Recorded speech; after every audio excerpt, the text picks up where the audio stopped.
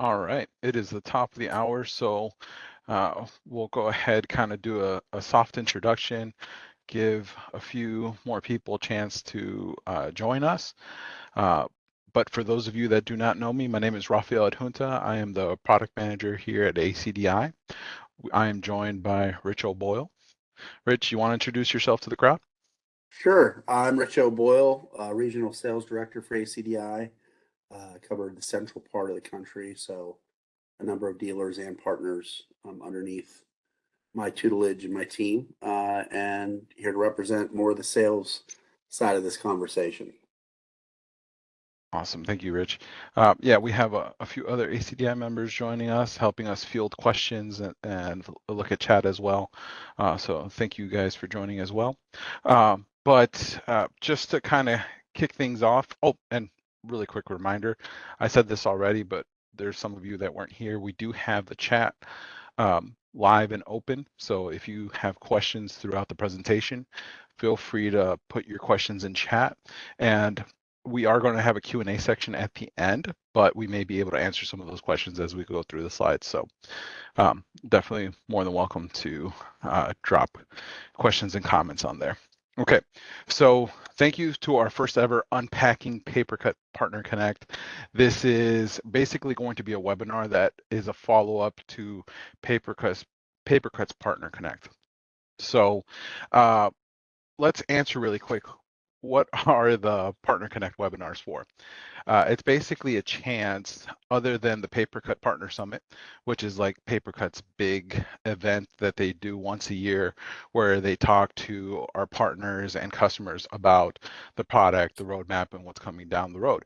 But instead of just doing that one time a year, they're going to do 3 small Partner Connect webinars so that there is quarterly communication. And basically the 3 main topics that they always touch on are going to be recently released features, current highlights, and future roadmaps. So that is what we are going to be kind of unpacking today. So let's go ahead and jump into that Partner Connect review so that we can kind of just touch on what was spoken about there and maybe give you some context around why these features and why what's coming down the roadmap is so important.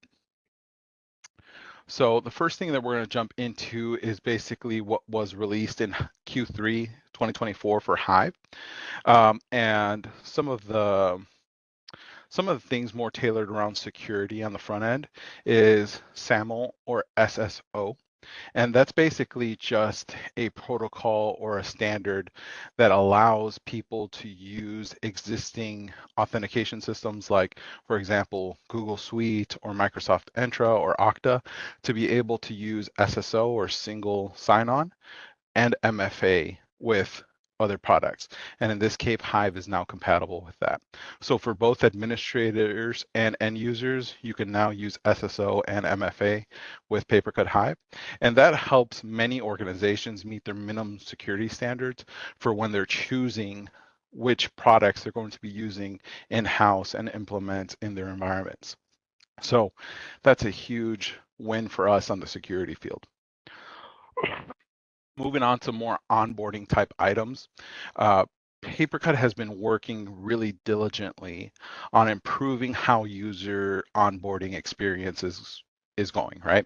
So what they really have looked on at is giving administrators more options. So it's not just send them an email, they have to download the app, they have to download the client. There's more options there. Basically, it gives more control to administrators of the when and how Hive users get invited. A big part of that is the Hive user portal, which can be used for onboarding in lieu of the email. And in that user portal, end users are able to download the client and set up and view their user IDs. So the Hive user portal is a big update from that Q3 release. We also have print job delivery profiles. Now, that's a new thing that came, or a new concept for Hive. And basically what it is one, they've updated the algorithm that they use in order to route print jobs in an environment. Um, that new algorithm is called autopilot. It has some machine learning in there, and basically it has increased the reliability of how print jobs get delivered to the end points. So autopilot is going to be kind of like your default and most reliant way to be able to route your print jobs.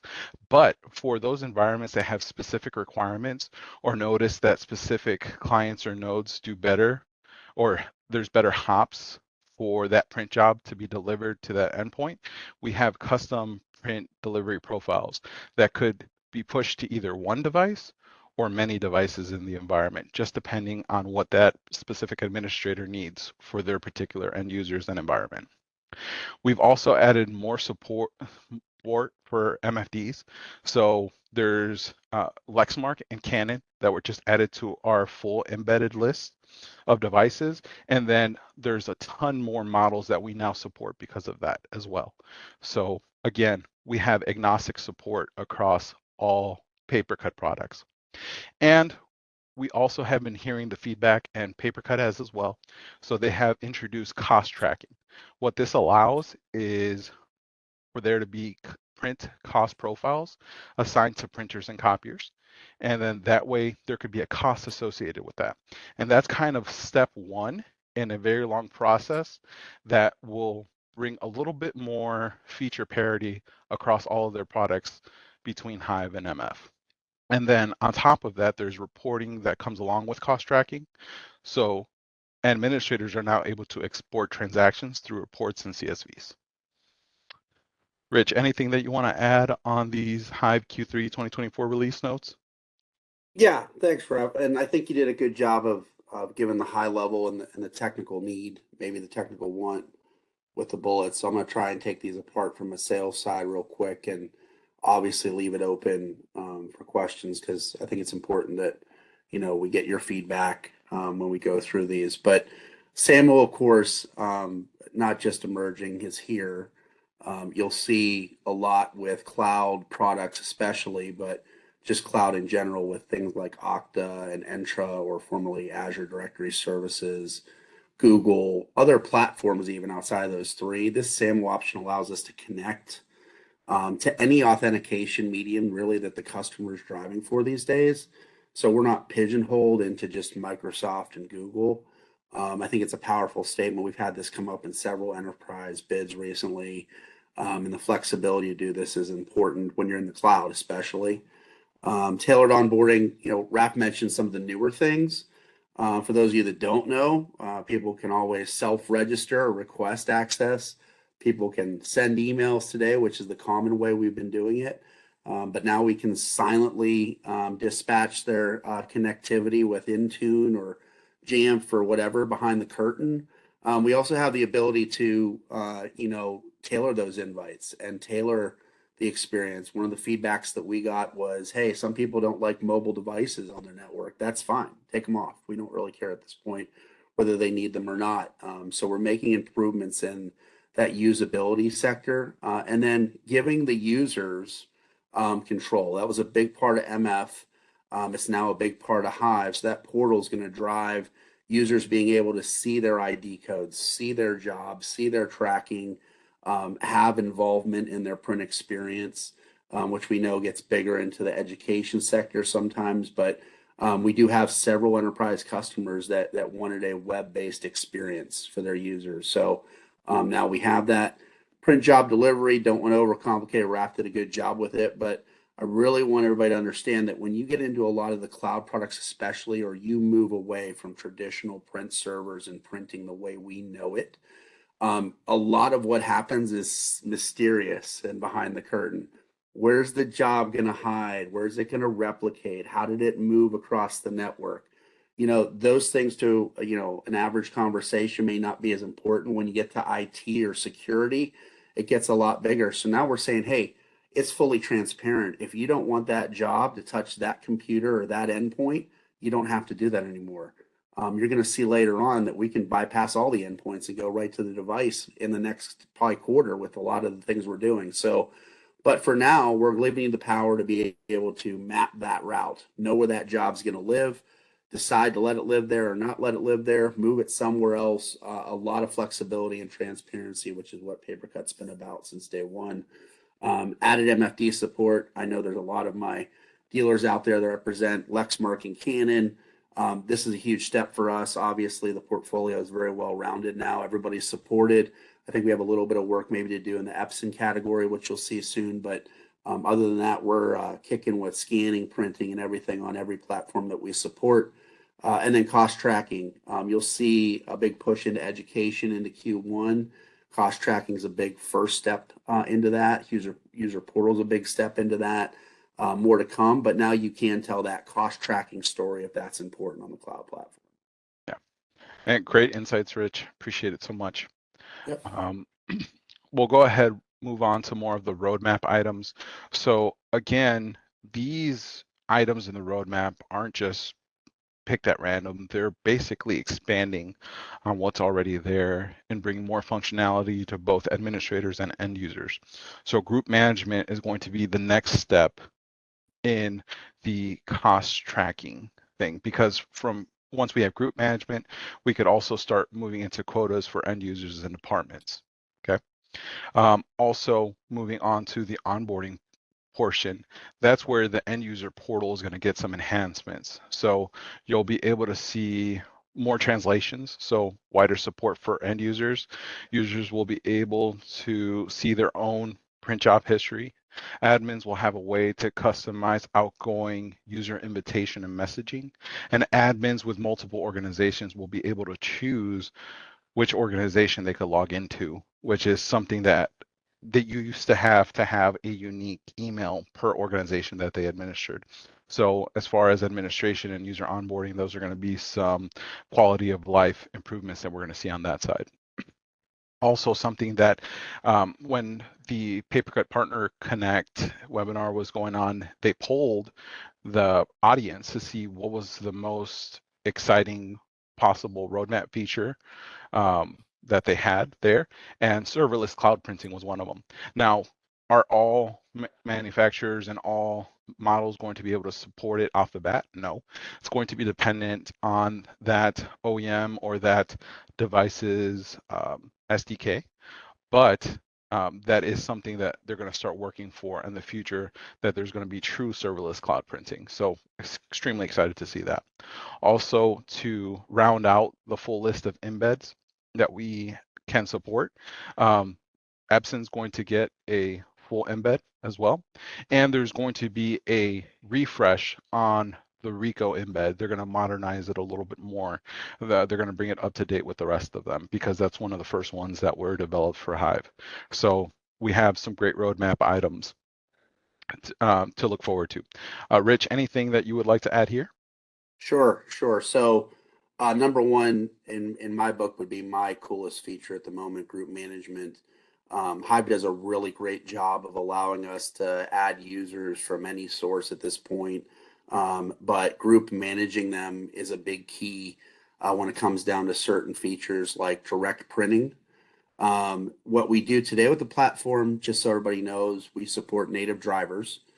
So that means that whatever your OEM is, we'll use their driver. We're okay with that. So if you didn't know that, now you know that. And in a secure world, it really doesn't matter then, because everybody gets a secure release driver and they can go to any machine they want. And with Hive, they support that. And that's part of the need and what we do. So it doesn't matter who gets it. It's all the same, right? And they're going to go up, walk up, release. When you get to direct printing, you want to make sure certain people get certain print drivers, like we do today with Print Deploy, which you'll hear about later. So group management's a big, exciting thing. I expect to see some betas of this rolling before the end of the year. Full release plan for Q1. End user portal, once again, get that user the portal, but also be able to customize messaging and feature access and other things through that portal. So it's exciting to see the admins have that granularity to communicate with the users in a cloud platform. Quotas, right along cost tracking. Can't go to a school district sometimes and say, I'm going to track cost per page. Somebody still wants a quota sometimes. Big deal. It's coming. It'll be there by Q1. And then serverless. I agree with Raf's statement. Spent a lot of time with PaperCut. Some of my partners spent time with PaperCut. It's amazing how many people aren't aware how dependent we are on the OEM being able to support that. Not all OEMs are created equal. We know that. Some are better at this than others. And because of that, some will get it faster than others. But there is a goal to go directly to the device, bypass your network if that's needed, and remove all on-prem infrastructure except the machine at some point. And we're looking forward to that to start in Q1. And we've got a list of a couple out of the gate that they're planning on. Changing and the Epson embed to cover a full embed, that's big. We have a lot of partners starting to adopt that hardware set. And if you are, then that's important. And making Rico look newer and cleaner and faster than it did. With all the SDK changes with that platform, we have to hit it one more time and make it look good. But it is fully functional today. So it's just making it look prettier. So yeah, that's what I got to say on that part of the roadmap. But certainly open any questions at any point during this. Just throw them in the chat and we'll get to them as we get through here. Yep. All right. Appreciate that feedback, Rich. Okay. So now we're going to move on to PaperCut MF. Now 24.0 was released this year, and we're going to see that on the back end operationally about licensing. That's where most of the big changes came.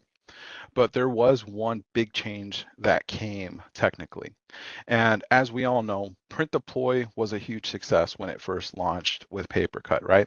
And how come? And if you're not familiar with print deploy, what does print deploy do? Well, it's one of the most user-friendly and simplest ways to be able to get the right printer to the right queue and right queue to the right person, right location automatically. So there is a user interface that basically allows you to set up different zones or sectors or segments or containers so that specific groups of users or specific groups of computers get those specific printers. We have seen major adoption throughout all of our partners with this particular feature. And PaperCut took it one step further and added VDI for print deploy. So VDI being virtual desktop environments or infrastructure, right? Supports all of the major players, Citrix, VMware, Microsoft Remote Desktop, Azure Virtual Desktop, and more.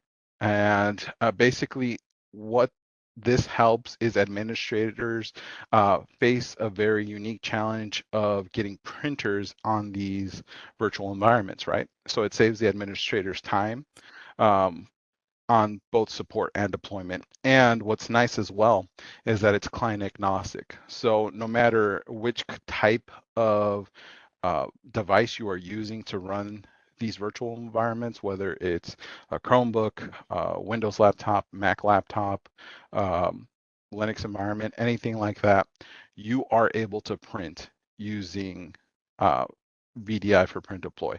So it was a major step up for those type of environments. Rich, anything you want to add there? Yeah, just to echo the excitement, print deploy has been a game changer, especially in the last 8 months with PaperCut.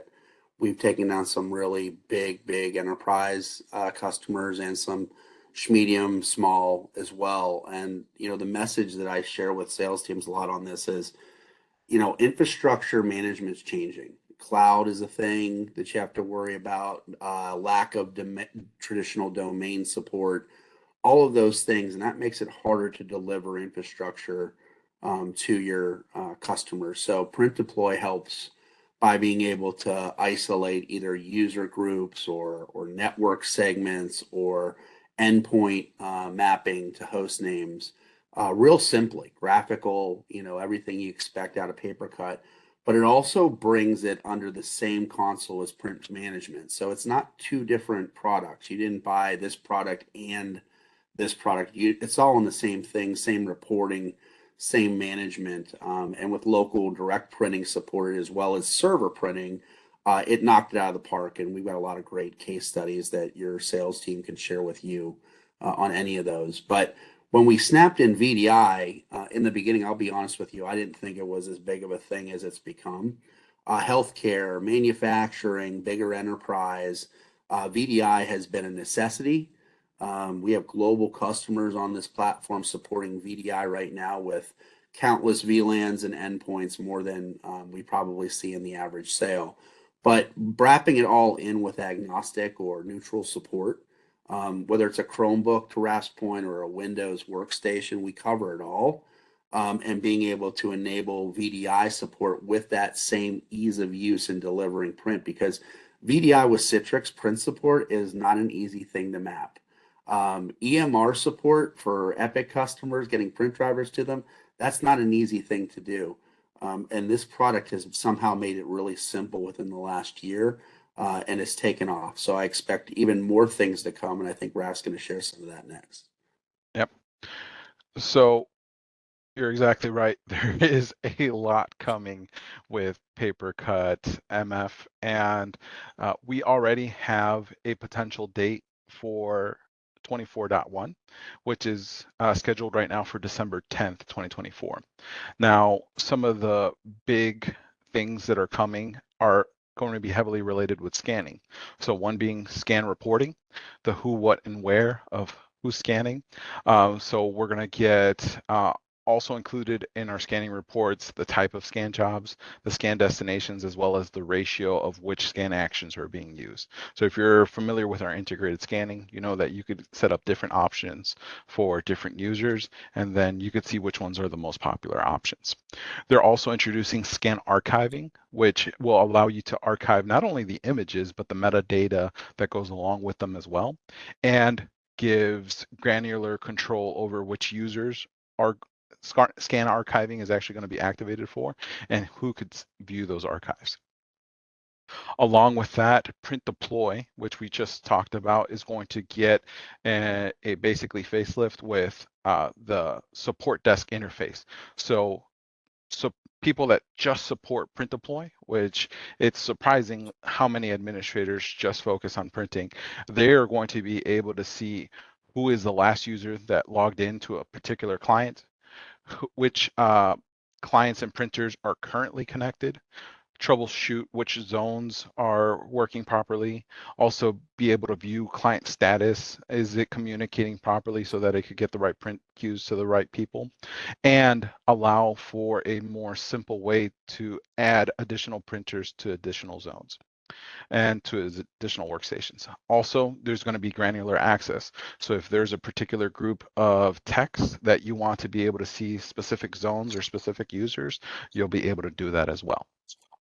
Now, another huge change that is coming to the industry, probably the biggest change that the industry has seen in the last 20 years, or at least that's the famous quote right now, is WPP, Windows Protected Print. Now, we know that this is going to be a huge change in the industry because they're basically doing away with manufacturer drivers, right? They're trying to stick to a more widely accepted industry standard that's going to rely very heavily on IPP printing. And we know that right now, if it was launched everywhere, about 30% of the devices that are in the wild will be incompatible with WPP. So that's a big change that's coming. And that's a change that's going to become the default by 2027. So PaperCut is ahead of the game. They're part of the alliance that is basically coming up with the standards of Windows Protected Print, and they will have basic Windows Protected Print support for version 24.1 of PaperCut. So we're excited to see that, and we're excited to see that these products are changing with the times. Also, we talked a little bit about security already with Hive, but the same support for SAML authentication is coming to PaperCut MF as well. And SAML is basically this open standard that allows cross-domain SSO, or in other words, doesn't matter how your user or where your users are located, they're basically able to do that SSO authentication, that really easy to use authentication with the application, with what's already existing. So they're going to be able to integrate with any SAML compliant provider. And the first one that they are focusing on is Okta, but we have already seen that there's SSO with Google Suites and with Microsoft Entra. So that's just expanding on the capabilities of authentication in PaperCut MF. Rich, anything you want to add here? Oh, so much, so much. When I look at this slide, first off, MF is alive and kicking, so I don't Right. hear a lot of this. What am I going to tell you is going to happen in 5 years? No one knows with the industry, but MF is still a product that we're heavily investing into, and we have customers that insist on their own private cloud and premise software today, no matter how you want to slice and dice it. So it's alive and well and breathing and growing side by side with the cloud. So when I look at this, I see two different categories for me. One, I see security or auditing, and then another one I see tool enhancement or feature enhancement. So when I look at scan reporting, if we haven't been paying attention, the shift to digital is real. I've had some partners tell me the click counts on the scan beds surpass the click counts on the prints and even copies sometimes. So we're trying to get to the point where we are with printing and say, hey, you want to see what they're scanning, you want to see where it's going, you want to see where people are investing their time on your device. You want to consult with them. I'm always a big fan of looking at the data and sharing it and trying to help grow your customer experience. That's coming through with scanning loud and clear. OCR and other tools in that suite. We have to be able to audit, track, archive, review, just like we can with printing today, which we do already.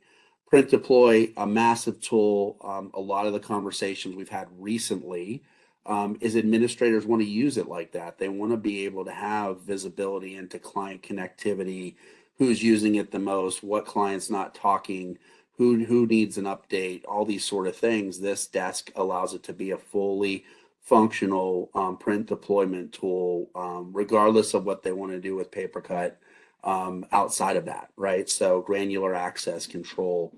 Your enterprise customers demand that visibility and control, so we're giving it to them. WPP, this is the buzz of the day.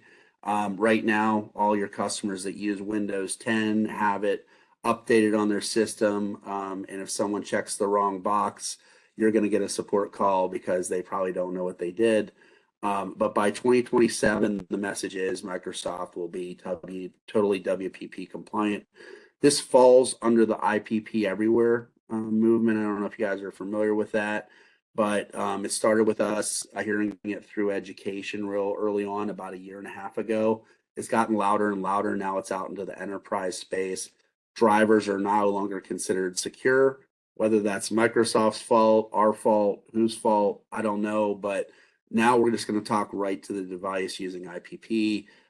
We're finding certain models are up to par, certain models are not up to par.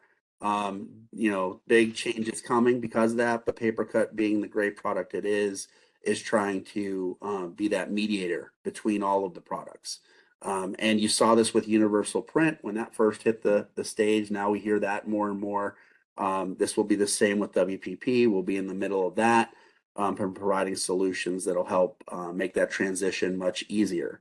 I'm very excited. It's something to talk about and it's something to have confidence in moving into your new customer sets for 2025. And SAML, we already talked about this a little bit.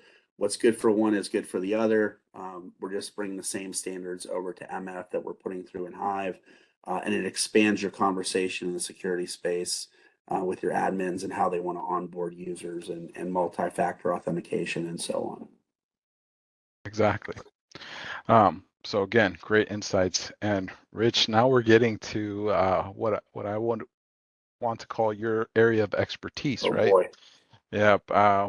We're the other big thing that came with version 24 of PaperCut and what we started doing in June of this year is a subscription model, and it basically is bridging the gap between PaperCut MF and Hive. And Rich, I'll let you take it away.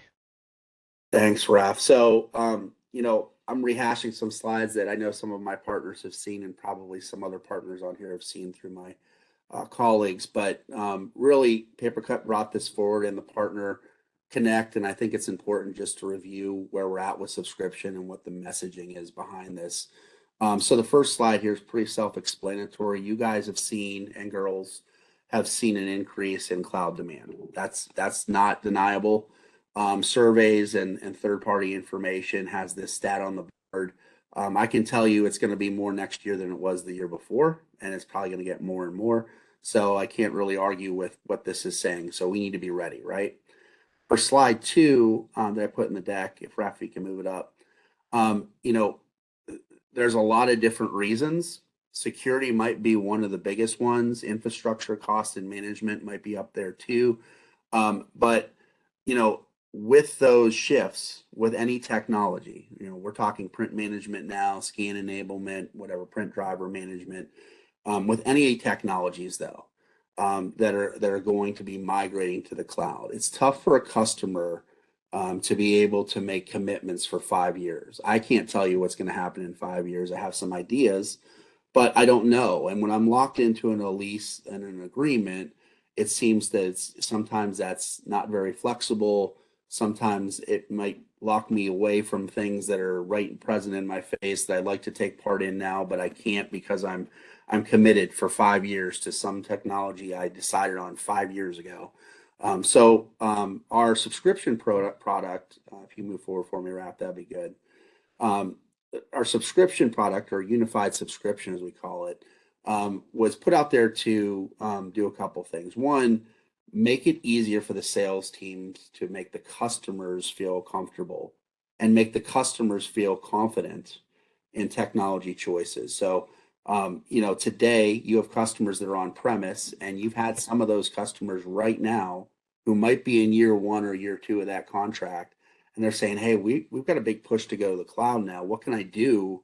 Because I've invested in this licensing model, this product." And so subscription provides flexibility. Subscription says, "Hey, you know what? You're on on-prem now. You want to be in the cloud tomorrow. That's fine. You want to split the difference. That's fine. As long as you're in a subscription, you have access to premise and cloud for PaperCut purposes." So there's not really like a what's going to happen in 5 years. I can tell you in 5 years, if you want to be in the cloud, you can be there. If you want to be in the cloud in 3 years, you can be there. We're okay with it. It just changes the ability to offer, where your customer wants to be or may want to be in 3 years into a 5 year agreement. Maybe wants to be there now and doesn't want to necessarily pay all the costs to switch products. So I'll switch to the next slide for you. So unified subscription, the assurance that you can be on-prem or in the cloud, cutting edge all the time. If you guys haven't caught wind of it, PaperCut develops and delivers newest features at least 4 times a year, I think. You just saw a massive list for Q3 on 2 different platforms. I'd expect the same every quarter of every year moving forward as it has been before now, and it is constantly developing the platform, not stale, not something that was relevant 5 years ago. It's still very relevant. And so that assurance is going to help, meet the customer where they will be. Can't say it enough. Instill that confidence that a 5 year agreement with your company is okay because you're going to be ready to change technology for them during that agreement with this type of platform, right?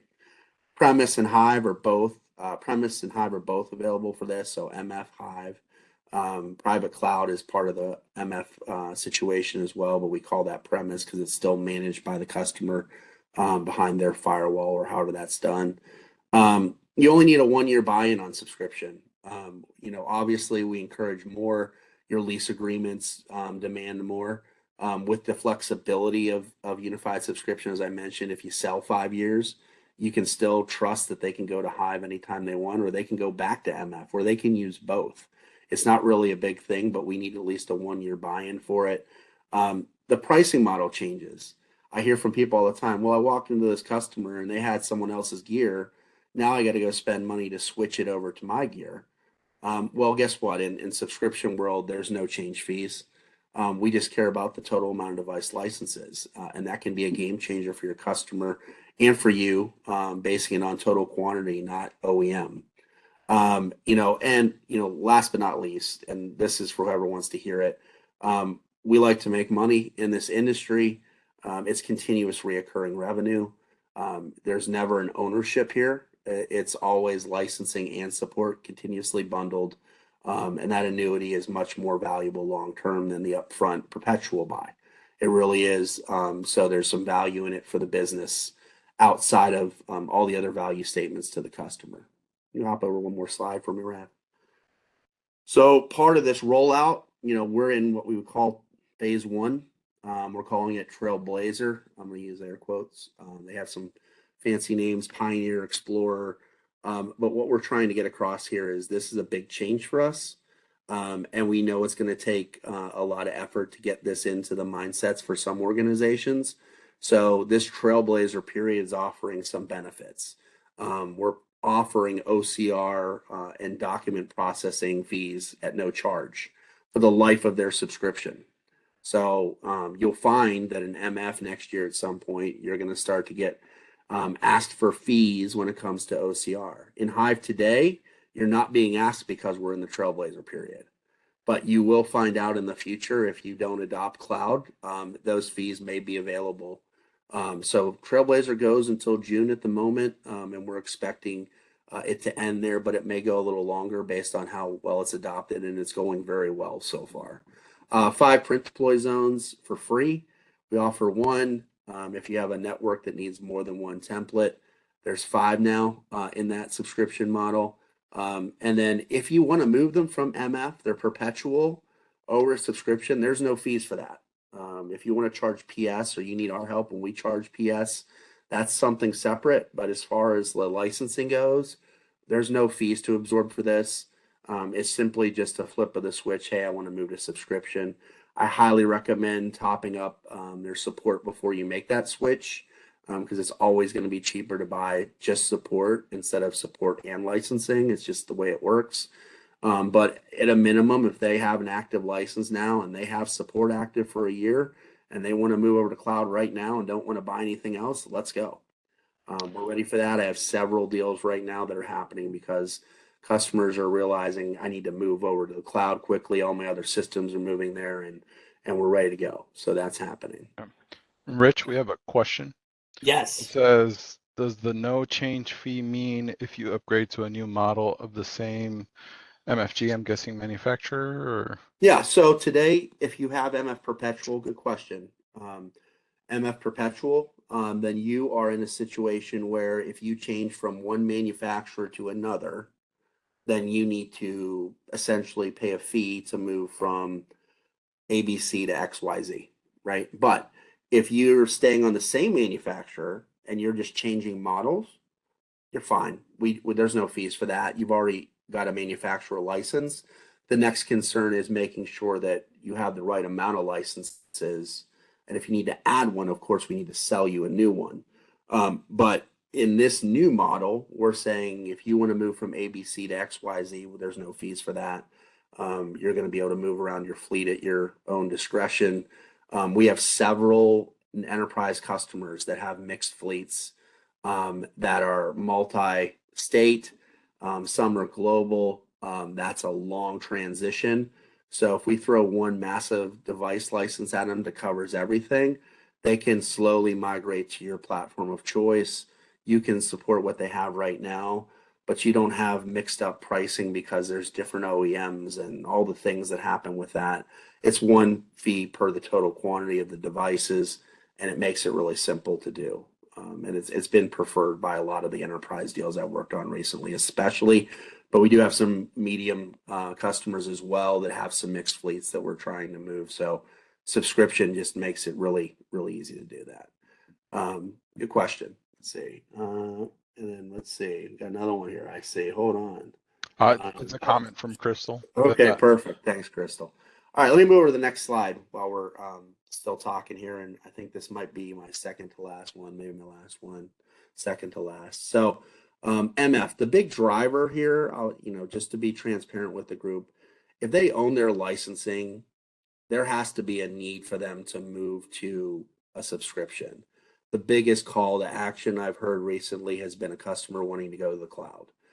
Public cloud, and that is a no-brainer. Move them to subscription, and if they're not ready right away for the cloud, they can still stay on MF for as long as they want, but they can move to the cloud at any point.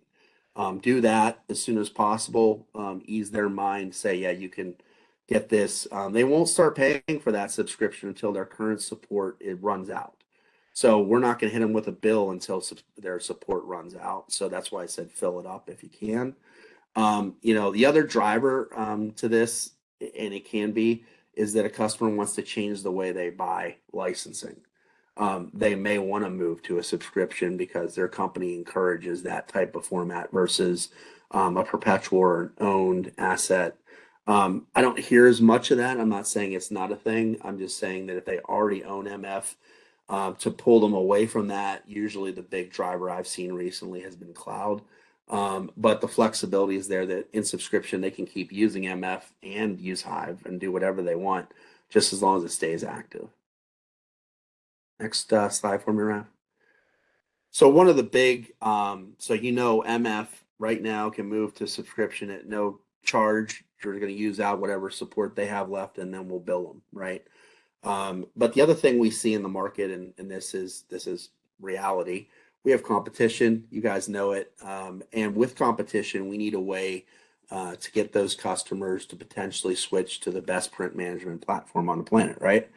So, in order to eliminate the confusion around cost and fees and what does it take to move from this product to this product, we're saying that if there's any competitive product that we have out there that competes with PaperCut right now, if that customer has an active M&S or subscription with that product, we will take all of the licensing they've bought for that product.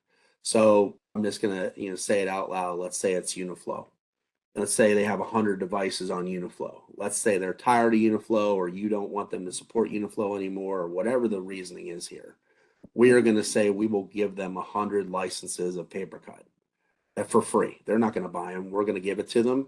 They're going to move over. The only thing I need from them is 1 year of support purchased. So they don't have to rebuy licensing. They don't have to do anything of the sort. Printix, there's other platforms out there we run into. Pharos, I can go down the list, but I think you guys are aware of who the big players are out there besides us now. But the Green Gate program is meant to encourage that switch. Obviously, costing goes to the reseller and the reseller decides to do with it. My cost to you is zero, minus that 1 year subscription you have to buy. What you decide to deliver in PS and other things is up to you, to your customer. But we have had, and some of those partners are on this call, we have had customers reach out, even within the last 6 months, to PaperCut and say, we no longer want, or this platform is not what we want to use, or there's a number of things that come into play here. And when they come back through to us and we work them as leads with our partner, we can make that transition simple and quick and inexpensive to get them over to what they want and get them happy again, right? That's what we want. We want happy customers. We don't want anything else. So Green Gate's a strong program. That program's running for the near future. I don't see it ending anytime soon. So if you have, and if you're going to a competitive customer, I mean, how many customers do we see in a week that already have something and we've got to figure out how to unhinge that and unhinge this? We're saying, hey, they'll get the PaperCut part for 1 year of support only. You worry about the hardware and the other things, but you can replace the solution they have with PaperCut. So it's a big step. I think it's encouragement to go out and change some platforms and stir it up a little bit. But that'll run for the foreseeable future, and we'll let you know when it starts to sunset for us. But you've got a lot of time on this, I think. And I think that's all I had, Raph, unless there's another magic slide out there. No, just really quick, Rich. There was a quick two chats in case if anybody didn't see it.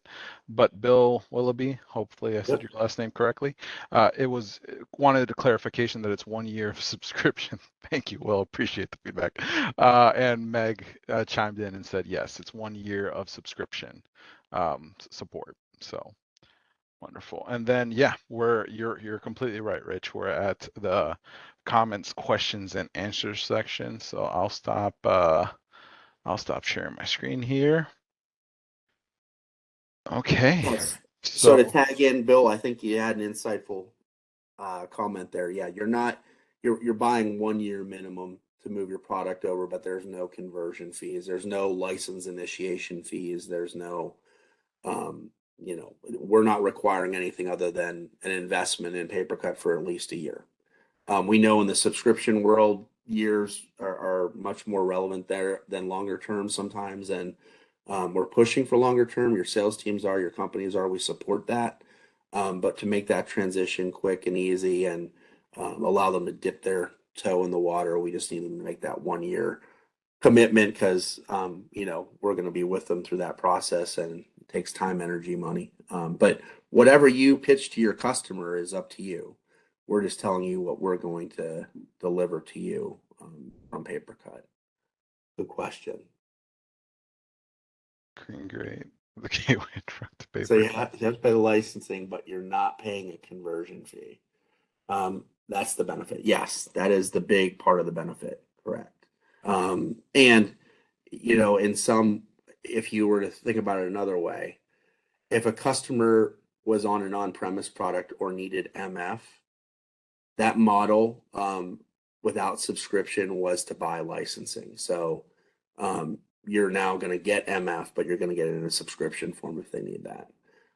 So that's another plus because we do have customers that are moving enterprise platforms that we don't want Hive yet, but they don't want to buy for new licensing in MF. So we do have that has come up recently. So there's a couple different ways to slice it, but it's definitely to minimize that risk and cost to the customer to take that dive if they're interested. Yeah. Right. Okay. Um, Any other questions that you all have for us, whether it be on the sales? Okay, we have any news around more geolocations for cloud hosting, specifically looking for servers in Canada. It's one of the biggest pushbacks that we get with Canadian resellers when talking to our clients about Hive and or document processing in the cloud. That is something that has been touched on.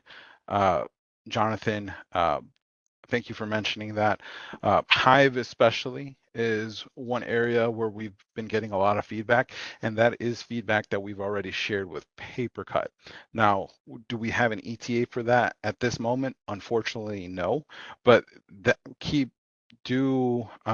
note that it is something that it is very much presence in mind. We know that that's something that the Canada region is looking for, and I think we are pushing to hopefully get that sooner rather than later.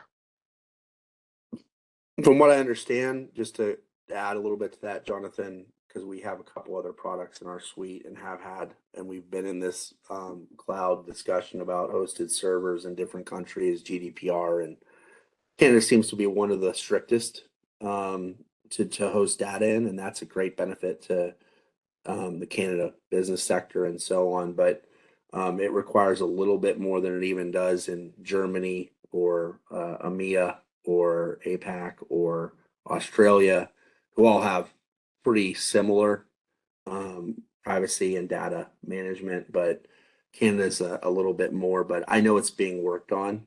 I know it is, but it's just not quite there yet. So.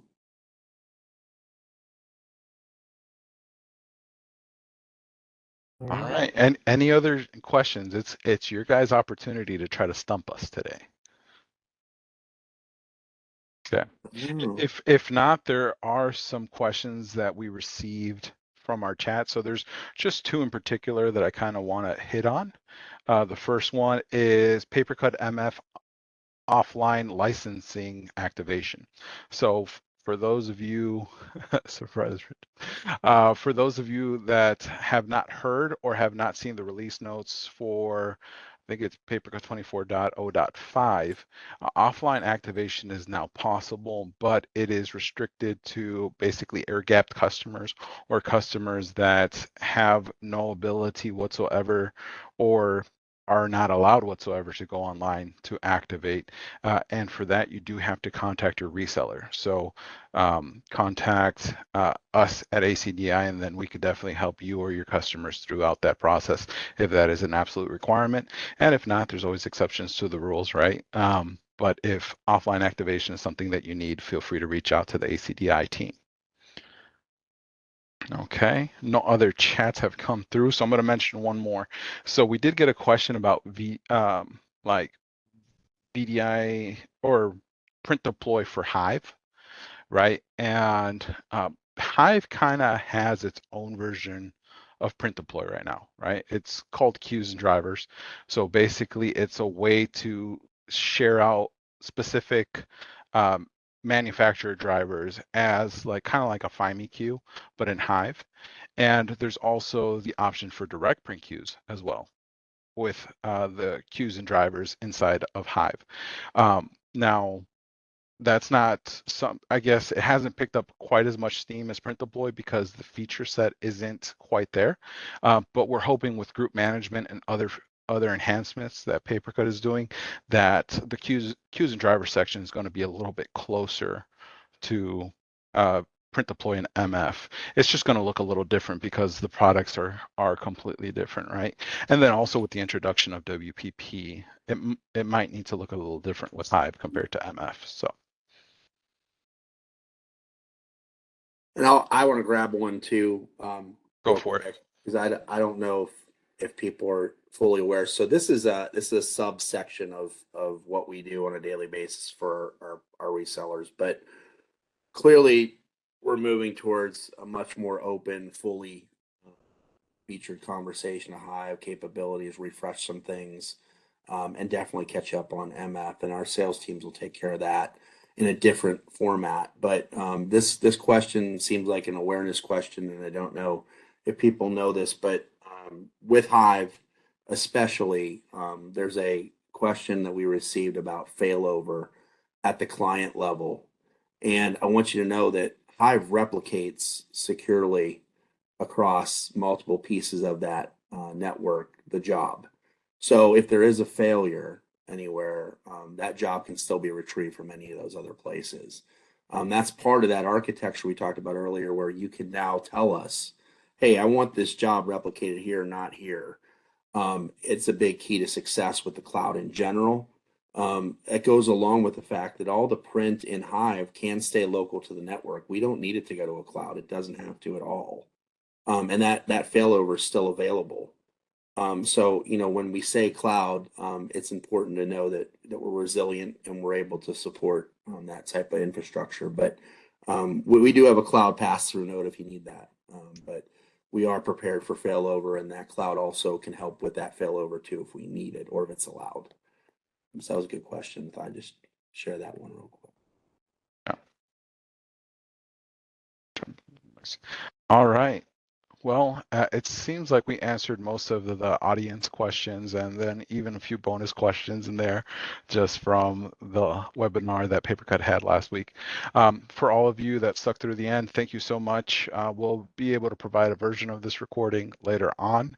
But again, thank you everybody for your time and hope to be talking to you soon. Yep. Thank you.